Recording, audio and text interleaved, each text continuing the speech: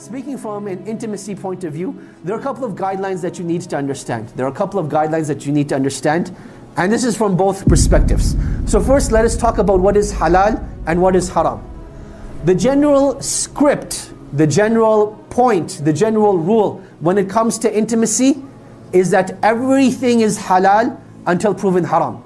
Everything is halal until proven haram. And then you look into the Sharia, what are the things that Allah subhanahu wa ta'ala has prohibited? What are the things that Allah subhanahu wa ta'ala has prohibited? And you have four things that Allah subhanahu wa ta'ala has clearly prohibited. Four things that Allah subhanahu wa ta'ala has clearly prohibited. Number one is that Allah subhanahu wa ta'ala has prohibited intimacy through the anus. Allah subhanahu wa ta'ala has prohibited intimacy through the anus. Number two is that Allah subhanahu wa ta'ala has prohibited intimacy when a woman is in her menstrual cycle. When a woman is in her menstrual cycle, and this takes the same ruling when she has postpartum bleeding, meaning after she has a child, during that time it is not permissible to be physically intimate with her at that time as well. The third thing that is prohibited in Islam is for one to be, use that which is filthy, to use that which is disliked. Now, we'll get to this concept later on, bi'idhnillahi ta'ala, but just understand the general rule. Because over here, Islam didn't come to give specifics, but Islam just gave general guidelines. And then the fourth principle, and the fourth rule you should know when it comes to intimacy, is that Islam prohibits people being wasteful. Islam prohibits people being wasteful. Now, a lot of the uncles and aunties, they may be thinking, what on earth is going on over here? I'm going to explain briefly and in as clean of a way as I possibly can, bi'idhnillahi ta'ala. So the general guidelines is that everything is halal until proven haram, and those are the four things that Allah subhanahu wa ta'ala has prohibited. So the first thing we mentioned is that Allah subhanahu wa ta'ala, He has made intimacy through the anus clearly haram. And in fact, this is something that there's consensus on, that there's no disagreement upon, that this is prohibited. This is prohibited and is not allowed. And the same thing applies to the second one as well, that during menstruation and during postpartum bleeding, it is not permissible to have marital relations at that time. And I want to make that very clear, that a husband and wife, they can be intimate in the sense that they can hold hands, they can kiss one another, they can enjoy one another in every single way, except for having marital relations. Except for having marital relations. That is what applies to the first two. They can enjoy one another in every way, except for having marital relations at that time. Then number three, we said, a person should not be filthy. A person should not be filthy. What does this general guideline mean? This general guideline means it encompasses two main things. Number one is the way that we speak with one another. So for example, living in our culture, there's this culture of being very vulgar while having marital relations. That is not allowed in Islam. To use bad words and to curse, even when a person is having marital relations with his wife, this is not the way that they should be. But rather there's a level of humanity and a level of dignity that needs to be retained. And this is something that, is left for the non-Muslims and has nothing to do with Islam.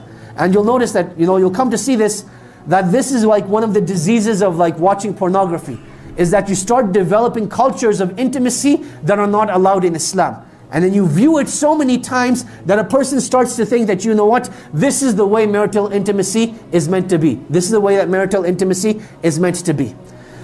Related to this third point, this third principle as well, is that one should not be filthy. So you will notice that again in Western culture, they'll use a whole bunch of products that are not, for the lack of better words, hygienic. They're things that are not hygienic. I'm not going to educate you about them if you don't know what they are. If you know what they are, seek refuge from Allah that you never find someone who wants these sort of things. So those are the sort of things you have to avoid. Then the fourth thing is that you're not meant to be wasteful. That you're not meant to be wasteful. And this is something that you'll find in the books of old, that certain things that you're allowed to use in intimacy, certain things that you're not allowed to use in intimacy. So the question arises, are you allowed using food while being intimate? Are you allowed using food while being intimate? And the answer to this is yes, as long as you're consuming that food. So for example, I'm going to throw out names of foods, you figure out what to do with them. So when you talk about like chocolate sauce, you talk about whipped cream, you talk about, those sort of things, these are things that you're allowed to use. These are things that you're allowed to use. But at the same time, a person should not be wasteful. A person should not just use these things and then throw these things away. But rather, you're meant to consume them and not be wasteful. Now, those are general guidelines. Those are general guidelines. Now, why do I mention these sort of things? That as Muslims, there needs to be a safe space. You'll notice that when a person will have a question, they're not going to feel comfortable to speak to the imam. They're not going to want to speak to the brother that they see in the masjid.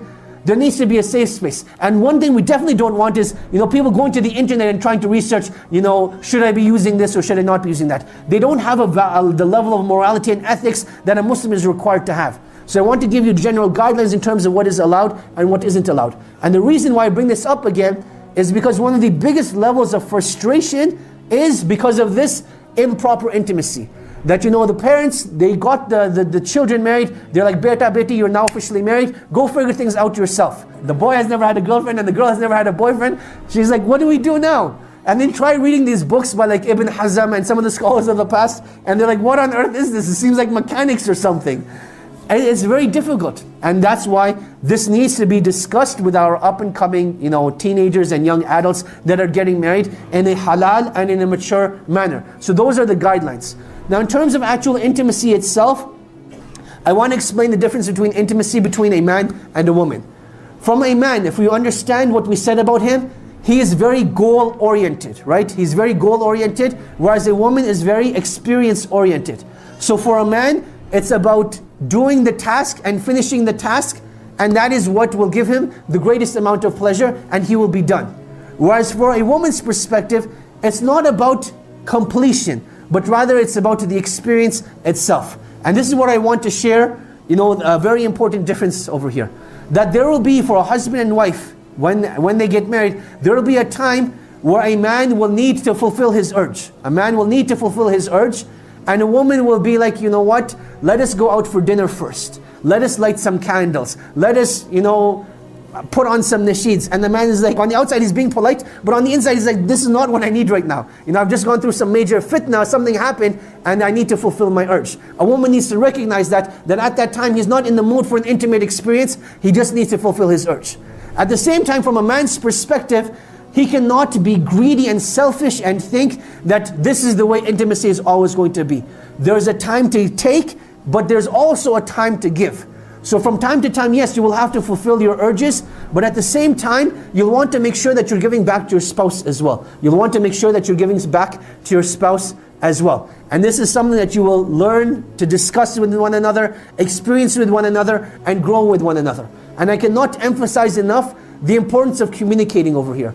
That a lot of times, a husband and wife, they'll be having problems in their intimacy, but they're like, what?